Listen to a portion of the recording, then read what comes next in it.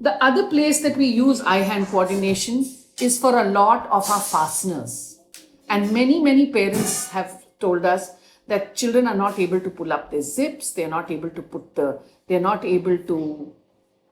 put buttons.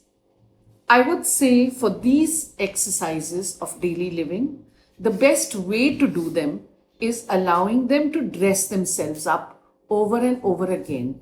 The best way to practice is never on a separate frame, but really by doing it. When your child needs to wear a frock with a zip, she can practice by saying, you can practice it before she puts it on. She has to open the zip and then wear it. And then you can zip it up for her. But just reminding her to open the zip is one of the fasteners. And then you wear this frock. All I want to say is the best time to teach this is when she is going to wear the frock. This you can do 2 or 3 times in a day. The best time for teaching this opening and closing with the Velcro is when she's going to wear the shoe and step out of the house. So we do a zip and a Velcro.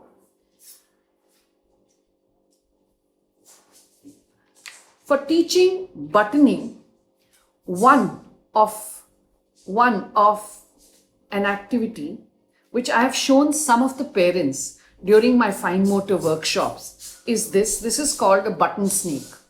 All it requires is a piece of ribbon with a button at one end and a knot at the other. And then I have these square pieces of felt which I have slit in between. And we are going to make a button snake.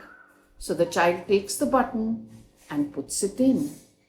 And now I'm going to put a grey one. And now I'm going to put a blue one. Another red one. And so on.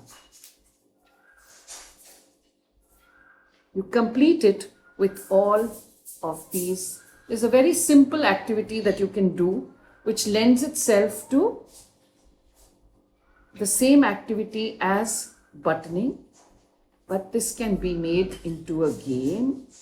And my colorful snake is ready. And then he goes squirming and he goes wriggling and wiggling. And this is my snake. Sometimes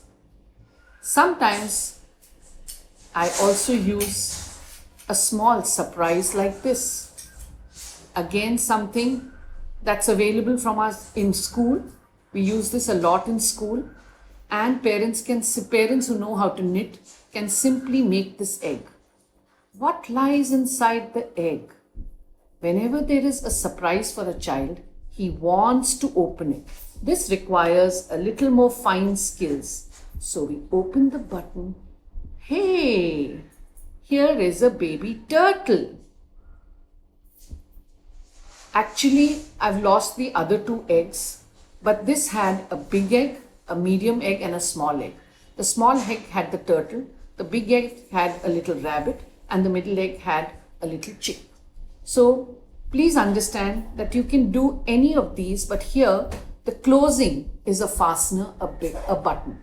So when children use these, they will be able to practice opening and closing of these fasteners. It can be also opening and closing of these, wrapping papers, all of these activities. Some of these toys which are available are very useful for improving finger dexterity and helping. It's a prerequisite for even their buttoning and things. It's like this. Instead of having toys which are very closed-ended, some mobile toys which require movement of hand. You say, hello, hello, hello, and how do you do? Hello, hello, and how do you do?